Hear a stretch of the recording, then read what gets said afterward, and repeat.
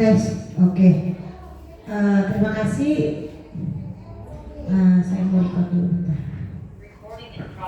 Oke, selamat siang teman-teman. Terima kasih. Pada siang ini mungkin berbeda ngantuk ya. Kita berkumpul di sini. Sebelumnya kita mau berdoa dulu.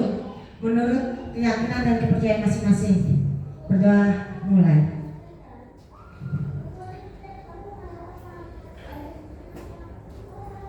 Selesai. Terima kasih untuk kesempatan siang hari ini yang suasananya mungkin ngantuk, lelah, letih. Terima kasih juga untuk Bu Rika Maulida yang sudah hadir dalam bentuk Zoom atau daring, dengan Ibu Kepala Sekolah juga dalam bentuk daring juga. Terima kasih sudah hadir. Ya, kita langsung aja teman-teman ya, untuk menghemat waktu. Saya bilang sih saya cenderung menghemat waktu. Sambil saya sebelah sini aja deh, karena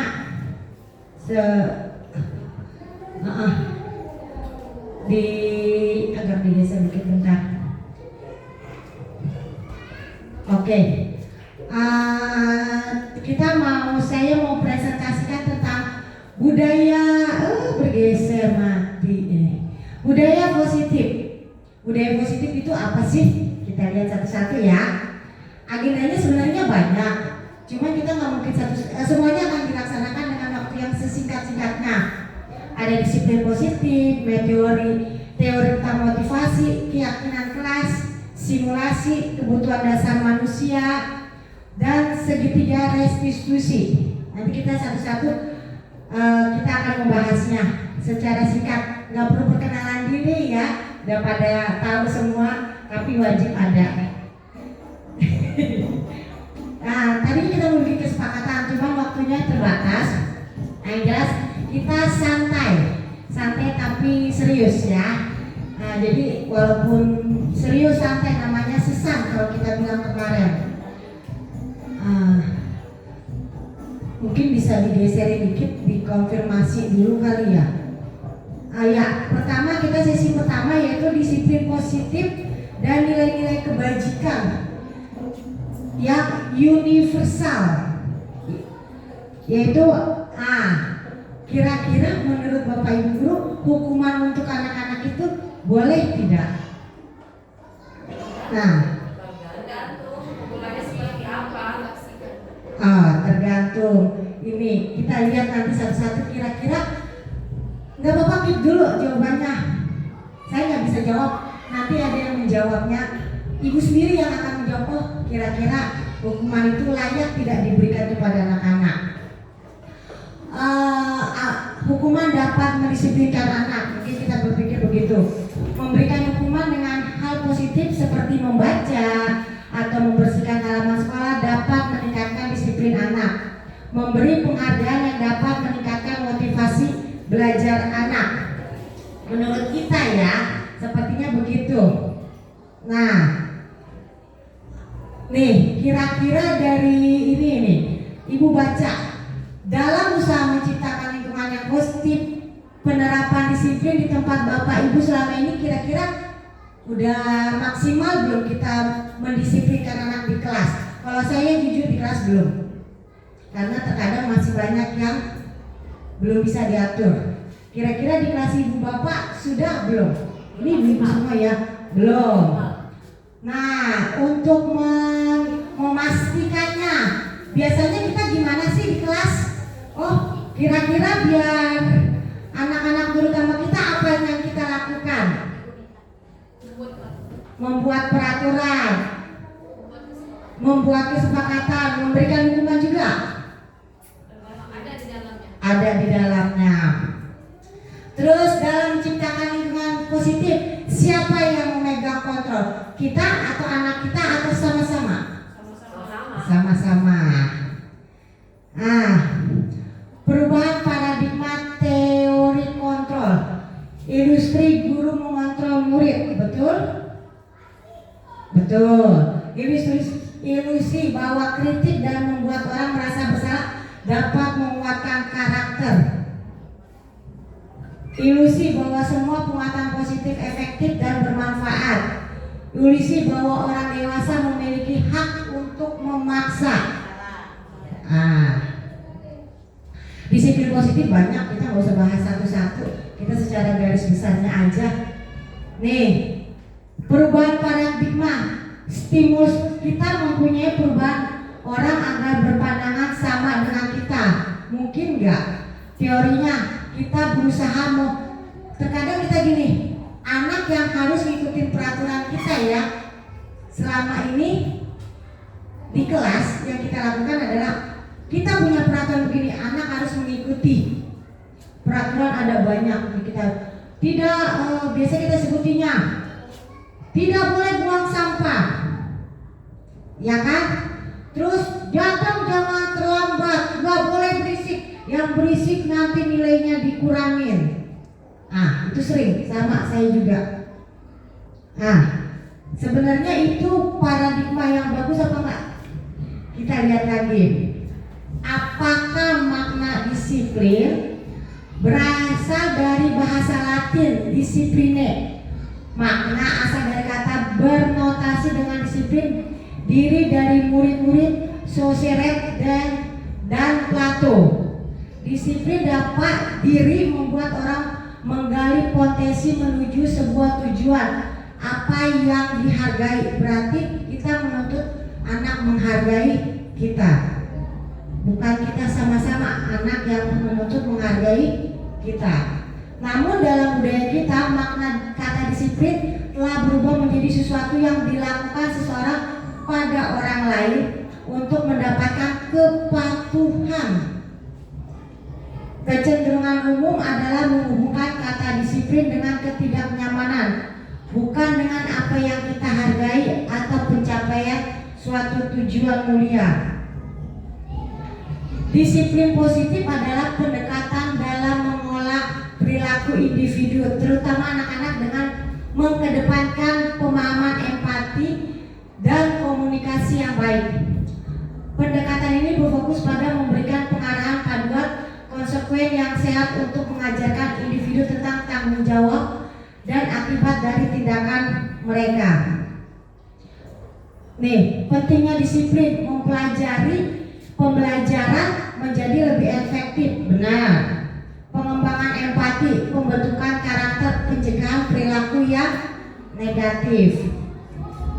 Nilainya, salah satu pendekatan yang sangat efektif dalam pembentukan karakter adalah mengintegrasi disiplin positif dengan penerapan nilai-nilai kebajikan universal. Ini memungkinkan pendidik untuk mengajarkan nilai-nilai etika dan moral sambil memahami bahwa setiap individu memiliki potensi yang untuk tumbuh dan belajar dari kesalahan mereka. Manfaatnya karakter yang kuat, pemahaman moral, kemampuan berkontribusi, pengembangan hubungan yang sehat. Kendalanya adalah kesabaran dan konsistensi. Kadang nggak sabar. Pengetahuan dan keterampilan dan resistensi dari individu. Teori motivasi, hukuman dan penghargaan restitusinya nih. Terima kasih. Mungkin kita baca nih. Apa yang menyebabkan Bapak Ibu bersedia saya paksa? Jujur, betul Ibu? Ya, kita nggak munafik karena di sini diterapkan kejujuran bukan kebohongan. Dipaksa sama Miss Maria untuk ikut dalam kegiatan ini, ya kan? Jika di sekolah Bapak Ibu menjalankan peraturan atau keyakinan kelas, apa yang terjadi ketika warga sekolahnya? Pasti menaati atau mematuhi atau melanggar. Sebagian di kita mematuhi ya, disuruh ikut. Yang mematuhi jujur. Ibu saya paksa kesini, Ibu tak. Bukan berarti saya seorang pimpinan, berarti Ibu masih mematuhi.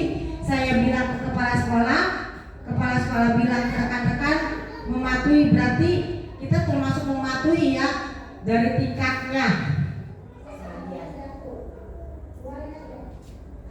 Motivasi dalam diri. Saat seorang anak belajar untuk pertama kali menggabungkan huruf huruf dan kata-kata, serta menyadari bahwa ia dapat membaca, timbul pijar di matanya dan sebuah senyuman di wajahnya. Anak tersebut begitu gembira bahwa ia telah mempelajari dan menguasai suatu keterampilan baru. Kesadaran akan kemampuan bahwa dia sudah dapat membaca. Jika kita memberikan penghargaan kepada seorang anak pada saat dia sedang merasa bangga dengan pencapaian sendiri, jujur, pasti Bapak Ibu guru memberikan kepada anak-anak bentuk penghargaan ya, apresiasi bentuknya. Penghargaan bukan bentuk barang aja ya, bentuk pujian atau apa. Tapi tahu nggak, kira-kira itu baik atau enggak?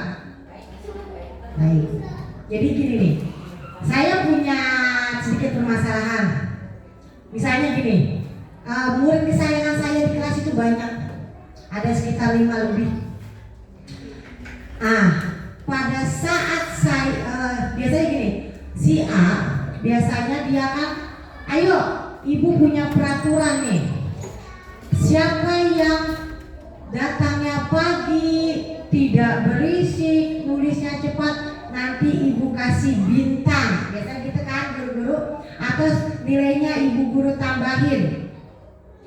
Benar kan? Ya, pasti melakukan. Saya pasti. Sisanya begitu saya nggak masuk, anak itu, wah gurunya bukan Miss Maria. Ya, tiba-tiba dia, bukan guru Missnya Maria. Udah, nulisnya tadinya biasa nulis cepat jadi lama. Terus bahkan aturannya datang pagi jadi malas. Oh, gurunya sakit, ngapain datang pagi-pagi? Biasanya buang sampah di tempatnya, karena gurunya bukan Miss Maria, buang aja di kolong meja, biarin. Terjadi nggak? Terjadi. Nah, pasti tanya, kenapa kamu tidak buang sampah? Kenapa kamu nulisnya lama? Kan yang ngajar bukan Miss Maria, orang guru saya bukan Miss Maria. Berarti apresiasi itu perlu nggak? Walaupun bentuk pujian sekalipun. Kenapa? Jadi anak itu hanya mengharapkan pujian. Kalau orang lain yang ngajar nggak ngasih bintang dong, nggak ngasih nilai tambahan dong, berarti artinya nggak usah dikerjakan. Dia hanya akan disiplin, dia akan mematuhi pada saat orang yang memberikan apresiasi. Kalau enggak Bu. Begitu ya. Pengaruh jangka pendek dan jangka panjang nih. Penghargaan efektif jika menginginkan seorang melakukan sesuatu yang kita inginkan. Jika kita menggunakan penghargaan lagi dan lagi, maka orang tersebut akan bergantung pada penghargaan yang diberikan serta kehilangan motivasinya. Sama kita juga PNS gitu, kalau kita dikasih penghargaan, kita kok tahun kemarin belum ya? Ya kan, mama saya dulu juga begitu soalnya. Apalagi dulu ada penghargaan presiden, gubernur, kok kita belum ya? Jika kita mendapatkan penghargaan untuk melakukan sesuatu yang baik, maka selain kita senantiasa berharap mendapatkan penghargaan tersebut, kita pun menjadi tidak menyadari tindakan baik yang kita lakukan. Penghargaan tidak efektif. Hanya jika Anda melakukan hal ini, maka Anda akan mendapatkan penghargaan yang diinginkan. Jika saya mengharapkan suatu penghargaan dan tidak mendapatkan, maka saya akan kecewa. Makanya anak kecewa karena bukan guru saya, jadi ngapain kita ikutin? Toh kita nggak akan dapat apa-apa. Penghargaan merusak hubungan, mengakibatkan rasa iri, motivasi hanya sesaat untuk menyenangkan guru, menciptakan persaingan di kelas. Biasanya dapat penghargaan itu lagi. Murid yang biasa-biasa aja enggak, bahkan yang nyaris pendiam enggak, karena biasanya itu lagi. Pengakuannya, memberi pengakuan secara khusus. Hukuman ini yang sering kita lakukan kepada anak-anak. Nyaris kita selalu melakukan, bersifat tidak terencana atau tiba-tiba. Murid tidak tahu apa yang akan terjadi dan tidak dilibatkan, ya kan? Tidak dilibatkan, kita langsung main hukum aja. Hukuman bersifat satu arah, berarti dari guru ke anak, dari pihak guru yang memberikan, dan murid hanya menerima satu hukuman tanpa melalui kesepakatan atau pengarahan dari pihak guru, baik sebelum atau sesudahnya. Hukuman yang diberikan biasanya berupa fisik, ya, berupa fisik maupun psikis. Murid atau anak disakiti oleh suatu perbuatan atau kata-kata. Hukuman bukan cuma fisik ya, melalui sindiran juga hukuman. Konsekuensinya terjadi dalam bentuk yang sudah terencana,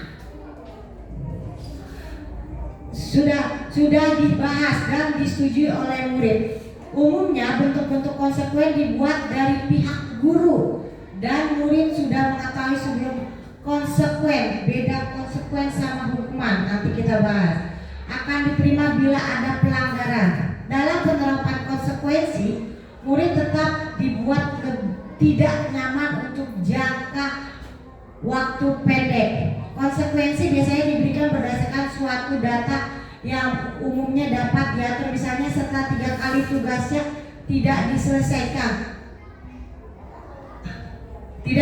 pada batas waktu yang diberikan, atau murid melakukan kegiatan di luar kegiatan pembelajaran, misalnya mengobrol, maka murid tersebut akan kehilangan waktu bermain dan harus menyelesaikan tugas karena ketertinggalan. Peraturan dan konsekuen yang mengikuti itu sudah diketahui sebelum oleh murid. Sikap guru di sini senantiasa memonitori murid. Pertanyaannya, bukan pertanyaan sih, kita sharing aja. Kira-kira kalau konsekuensi apa ya? Bedanya konsekuensi sama hukuman. Konsekuensi sama hukuman.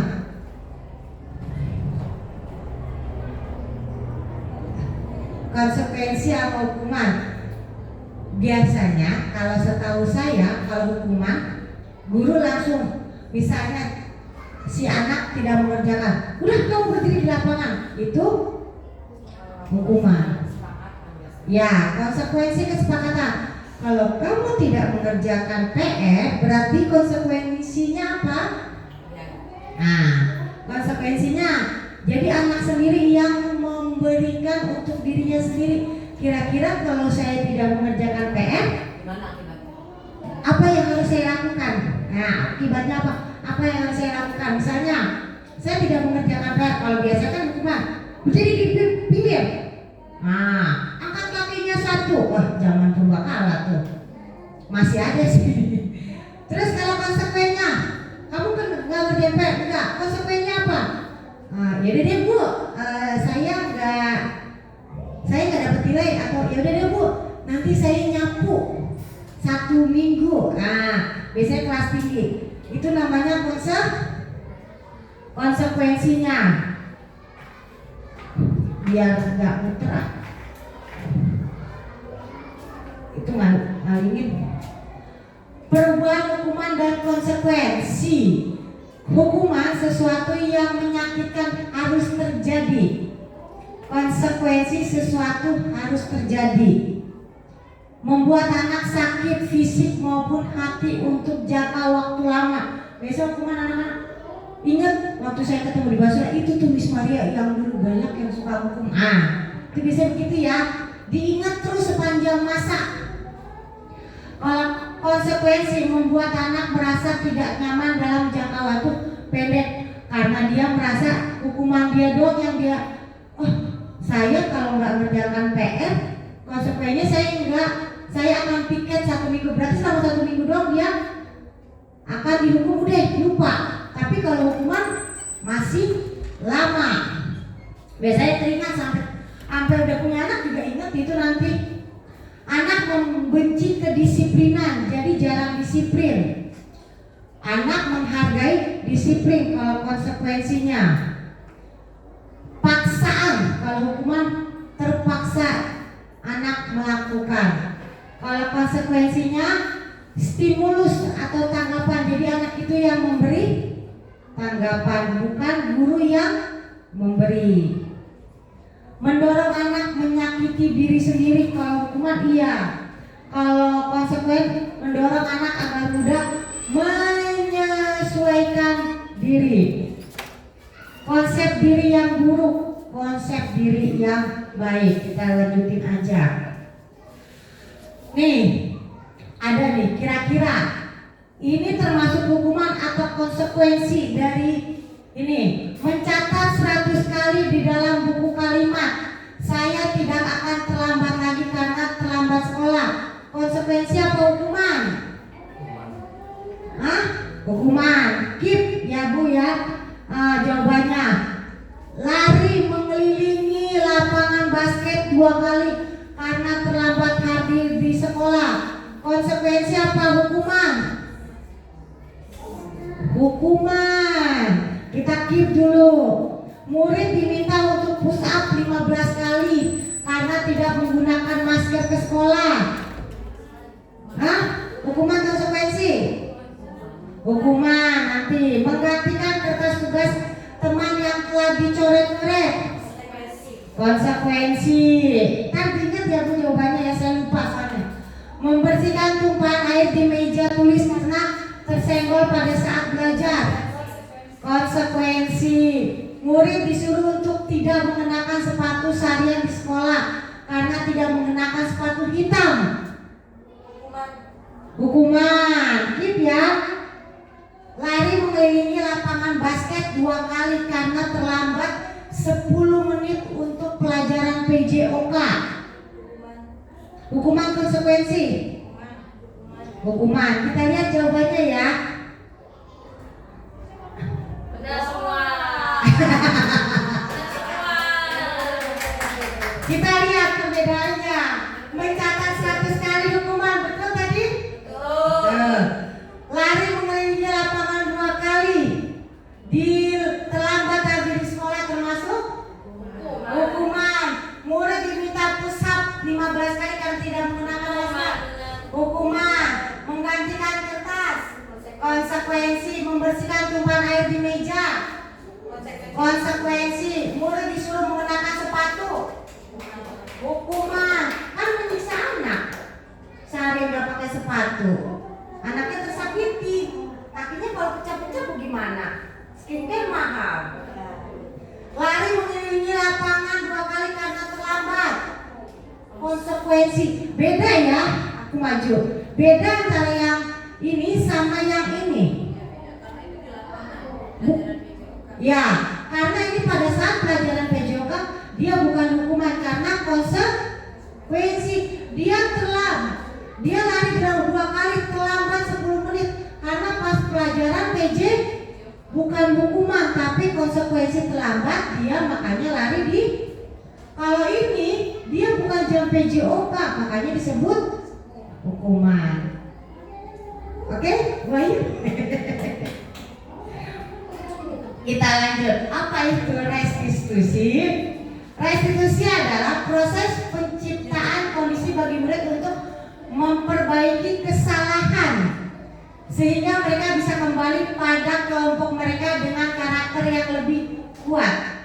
Restitusi juga merupakan proses kolaboratif yang mengajarkan murid untuk mencari solusi untuk masalah mereka dan membantu murid berpikir tentang orang seperti apa yang mereka ingin menjadi, tujuan mulianya dan bagaimana. Ini menurut si Gosem. Restitusi melibatkan murid tetapi juga menumbuhkan kontrol diri kepada anak untuk menjadari kenapa mereka melakukan sebuah tindakan, apa yang seharusnya dia lakukan agar lebih baik. Pendekatannya yaitu menembus kesalahan namun untuk belajar dari kesalahan, memperbaiki hubungan, adalah tawaran bukan paksaan. Kita tawar-menawar ya, restitusi bukan paksaan. Menuntut untuk melihat ke dalam diri. Masih banyak nanti saya share kalau ibu mau. Saya punya kasus Ibu Anas, karena sini kita nggak ada nama Anas.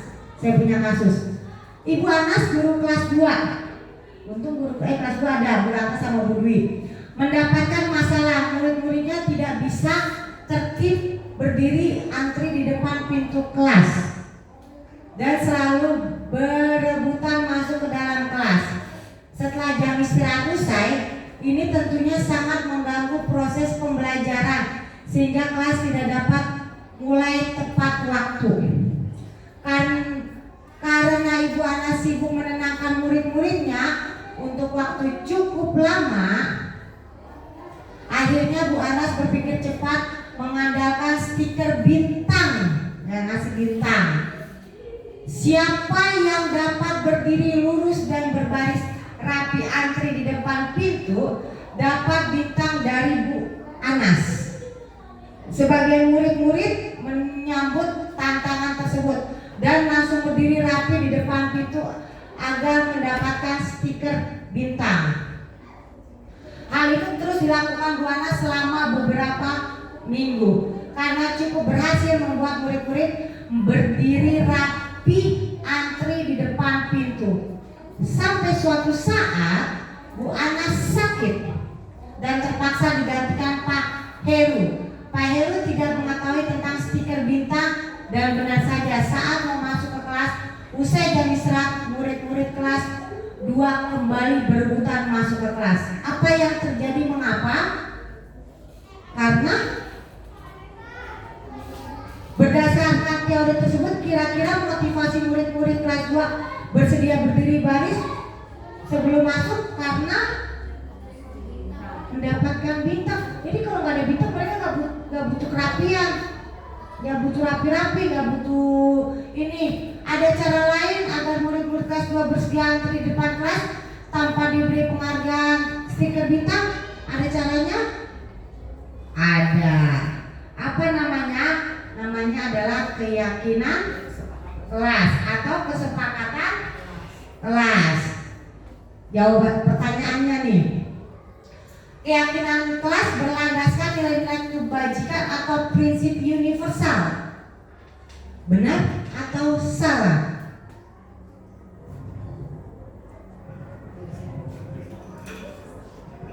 Ya, keyakinan kelas berlandaskan nilai-nilai kebajikan atau prinsip universal. Betul atau salah?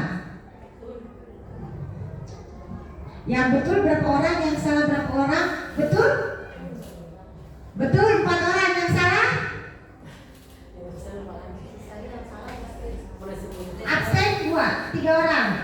Yang betul 4. Bu Yang, Miss Desi, Mulia, Brana. Yang salah? Gak ada. Jawabannya? Betul. Nih, kita lihat lagi. Kira-kira apa nilai kebajikan atau keyakinan yang ingin diangkat dari peraturan-peraturan berikut?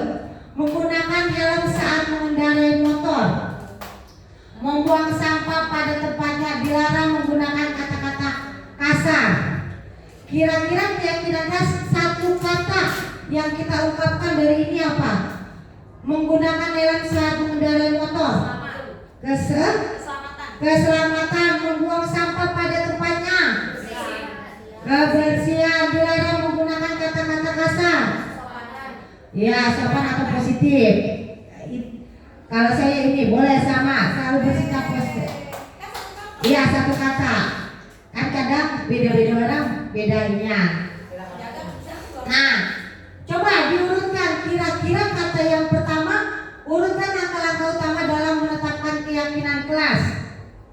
Kira-kira berdiskusi mengenai gambaran perilaku, berdiskusi memunculkan peraturan. Yang pertama yang mana dulu? Peran keluarga kelas ya. Yang mana dulu yang pertama biar kita keep? Peran. 1, 2, 3, 4, 6 gitu ya. Ada 6. Jadi 6 boy. 1, 2, 3, 4, 5, 6. Yang pertama yang mana? 5. Berarti berdiskusi mengenai peran seluruh warga kelas. Terus yang kedua 4 apa 1? 4 apa 1? 4 apa 1? 1 dulu. Berdiskusi mengenai gambaran perilaku yang mencerminkan keyakinan kelas. Yang ketiga yang mana? 5, 1, 4. Berdiskusi memunculkan peraturan-peraturan yang perlu ditaati warga kelas. 5, 1, 4. Terus meninjau ulang dulu. Meninjau ulang keyakinan kelas berarti 5, 1, 4, 3. 5, 1, 4, 3. Terus 6. 5, 1, 4, 3, 6, 2. Kita lihat ya, ingat ya. 5, 1, 4, 3, 6, 2. Kira-kira jawabannya betul salah ya? Yuk.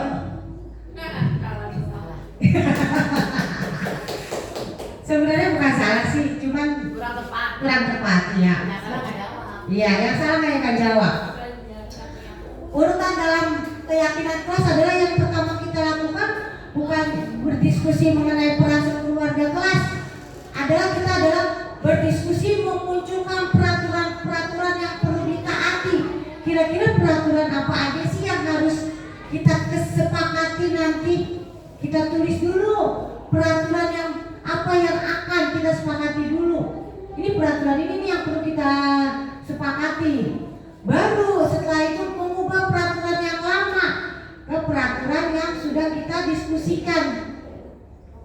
Nah, setelah itu baru kita yang namanya menyaring, disaring kira-kira dari peraturan yang pertama yang kita munculkan, kita saring sesuai dengan kebutuhan anak, kebutuhan atau kebutuhan yang kita butuhkan untuk keyakinan kelas, karena setiap kelas mempunyai keyakinan yang berbeda-beda.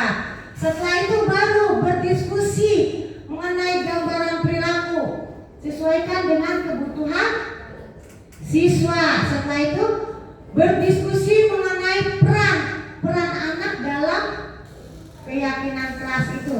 Baru terakhirnya meninjau ulang keyakinan kelas. Dari kita tinjau kira-kira ada nggak yang perlu dirubah lagi dari keyakinan kelas yang terakhir sudah kita bikin. Kalau ada lagi kita bikin baru lagi. Jadi bukan cuma tiap bulan juga kita bisa bikin peraturan itu. Jadi bukan cuma setahun dong. Udah dari semester 1 sampai semester 2 itu mulu, enggak juga. Setiap bulan juga boleh untuk merefleksikan anak dan gurunya. Lanjut, penguatan pemahaman. Menumbuhkan budaya positif melalui keyakinan kelas. Kelihatan ya? Enggak ya? Yang lingkaran besar namanya budaya positif. Tengahnya lingkungan, tengahnya yang hijau baru keyakinan, baru sisanya kelas. Kelas itu kecil, yang penting adalah budaya positifnya baru Budaya positif adalah nilai-nilai keyakinan dan kebiasaan-kebiasaan di sekolah yang berpihak pada peserta didik agar peserta didik dapat berkembang menjadi pribadi yang kritis, penuh hormat dan bertanggung jawab. Budaya positif dilaksanakan dalam upaya menumbuhkan self-confidence peserta didik adalah menambahkan motivasi intriks pada peserta didik untuk menjadi orang yang mereka inginkan dan menghargai diri sendiri dengan nilai-nilai yang mereka percaya. Salah satu budaya positif yang dapat dikembangkan dan diterapkan adalah keyakinan kelas. Mengapa keyakinan kelas? Karena keyakinan merupakan nilai-nilai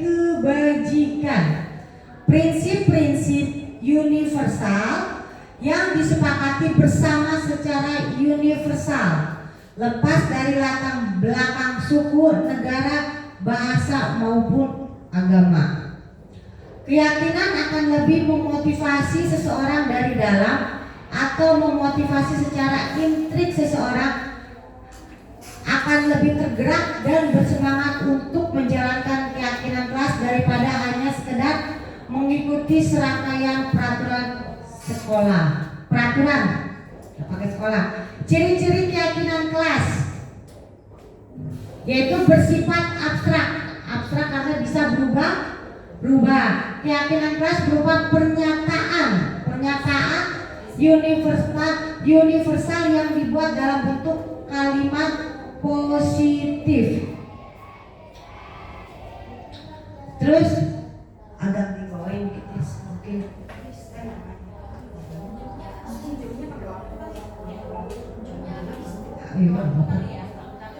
Keyakinan kelas tidak dapat bikin lagi kalau bisa sih guys, bisa nggak?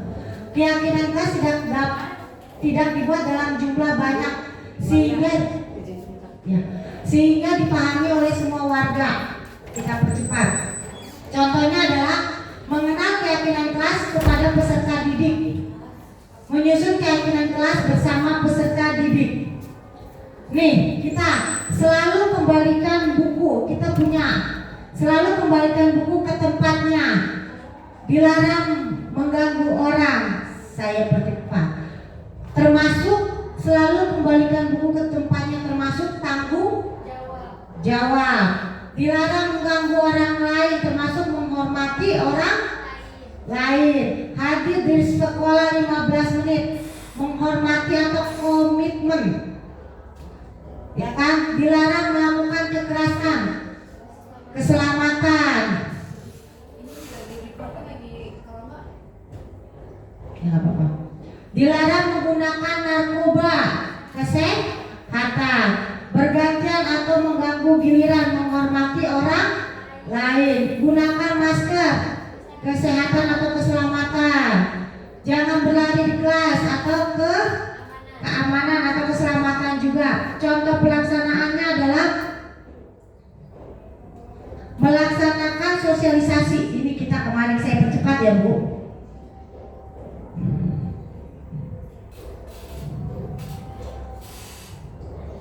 Nih, ada 5 kebutuhan dasar manusia. Kira-kira yang satu apa itu? Kesenangan. Kedua, cinta dan kasih sayang. Ketiga, kebebasan. Keempat,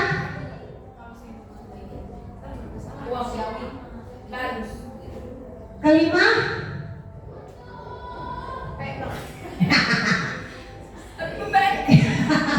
itu ya kita lihat ya jawabannya. Pertama, kesenangan, gampang.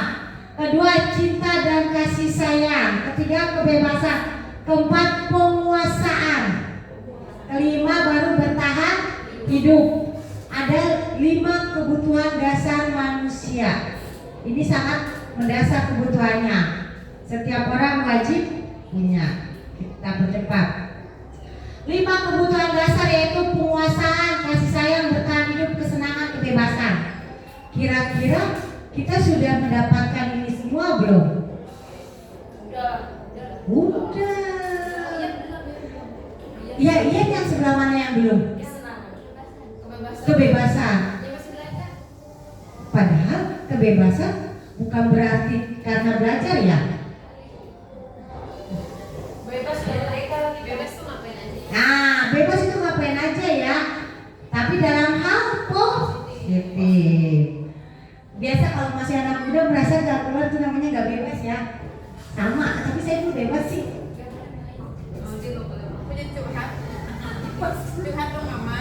Lingkaran kebutuhan dasar, diterima, disayang, bisa. Ini kita lewatin. Nih, saya gini, saya senang berteman. Ini sebenarnya ada jawabannya sih ada, cuman kalau kita ini waktunya panjang, kita lewatin aja. Soalnya ada 40. Kalau ibu tadi jawabnya cuma 1, berarti ibu kurang kasih sayang. Kalau jawabannya nomor 11 sampai 20 kekurangan kekuasaan. Kalau 21 sampai 30 kekurangan kebebasan. Kalau itu yang udah tercapai baru kasih sayang. Kalau 1 sampai 10. Kalau 11 sampai 20 yang tercapai baru kekuasaan. Kalau 21 sampai 30 ke 31 sampai 40 kesenangan, berarti semuanya sudah mencakup. Sebenarnya ini bagus kalau tadi kita ikutin. Dunia berkualitas. Untuk membantu Anda bekerja, siapa kok orang yang paling penting dalam hidup Anda? Suami saya. Oh, serem. Kita yang jawab ya, nggak usah diutarakan. Kalau jawab juga nggak apa-apa sih. Nilai kebajikan apa yang terpenting dalam hidup Anda? Kejujuran. Nanti kita mau tanya terakhir. Kalau Anda menjadi orang yang ideal, karakter sifat apa yang Anda paling inginkan pada diri Anda? Percaya diri. Apa pencapaian Anda yang sangat banggakan? Menjadi PNS. Lanjut. Apa pekerjaan ideal bagi Anda? Guru. Ceritakan bagian ini, nggak usah. Kita lanjut nanti terakhir. 5 posisi kontrol: penghukum, pembuat rasa bersalah, teman, atau manajemen. Manajer. Kira-kira di rumah posisi Anda yang mana nih? Manajer lah. Hah? Penghukum nggak di rumah? Manajer udah Pembuat rasa bersalah nggak di rumah? Kalau di kelas? Teman nggak? Pemantau nggak? Pembuat hukuman nggak? semuanya dan Iya, sama. Nih, penghukum. Berarti kita sebagai apa nih? Guru, berhadik menunjuk-nunjuk. Wah, nyindir tuh. Penghukum. Terus pembuat orang merasa bersalah. Biasanya berceramah. Habis ceramah kita baru bikin anak itu berasa dia bersalah. Sering juga kan? Sebagai teman, sosok akrab sama anak murid. Ya, sebagai teman. Pemantau kita juga mau. Manajer baru biasanya mengajukan pertanyaan yang untuk ada masalah, kita akan memecahkannya bersama anak ya. Ya, cari solusi. Kita lanjut. Nih, lihat kedua garis. Di rumah, penghukum, pembuat rasa, sama di tempat kerja yang mana? Setelah mengisi di mana posisi Anda, apakah saya berbeda menghadapi anak keponakan dengan menghadapi murid-murid saya? Beda nggak? Kita sama anak kita, sama ponakan, sama anak murid menghadapinya. beda lah. Telepon ada banyak, bapaknya tadi mana? Ya, kalau kita nih setelah itu, apakah terus setelah kira-kira kalau beda gitu boleh nggak? Boleh-boleh aja. Boleh-boleh aja. Padahal pada dasarnya tidak boleh. Karena harus sama, kan sama-sama anak manusia. Sama-sama butuh iya kasih sayang. Segitiga restitusi terakhir dan simulasi. Ada 3 tahapan melakukan restitusi, yaitu menstabilkan identitas, validasi tindakan yang salah, menanyakan keyakinan. Kira-kira dari ketiga ini yang urutan pertama yang mana? Urutan yang pertama yang mana? 1, 2, 3. 1, 2, 3. 3, 2, 1. 3, 2, 1. Oke, kita lihat jawabannya. Menstabilkan identitas dulu, baru validasi tindakannya, terakhir baru menanyakan kenapa. Menstabilkan identitas, kita tanya dulu apa dia kesalahannya, baru kira-kira sesuai dengan keyakinan kelas yang sudah kita sepakati, kita bikin. Baru masih ingat nggak konsekuensinya apa, gitu ya. Nih ada segitiga restitusi, validasi segitiga. Nih tahapannya adalah menstabilkan, bertujuan untuk mengubah identitas anak yang gagal melakukan kesalahan menjadi orang yang sukses dan merasa sedih dan emosional hingga mampu menggunakan fungsi rasionalnya. Contoh responnya adalah berbuat salah tidak apa-apa.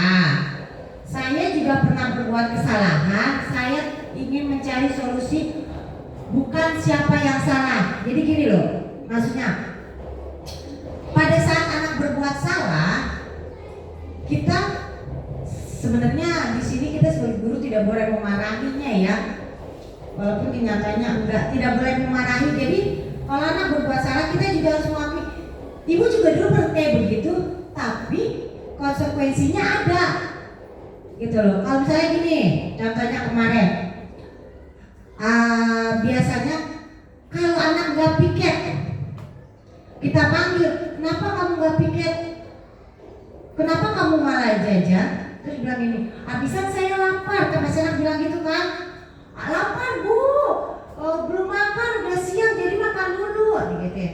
Terus bilang, kita negor, makan boleh, makan dulu boleh. Ibu juga tahu kalau udah jam segini lapar. Kita mengakui, tapi kamu juga tetap harus menjalankan kewajiban kamu.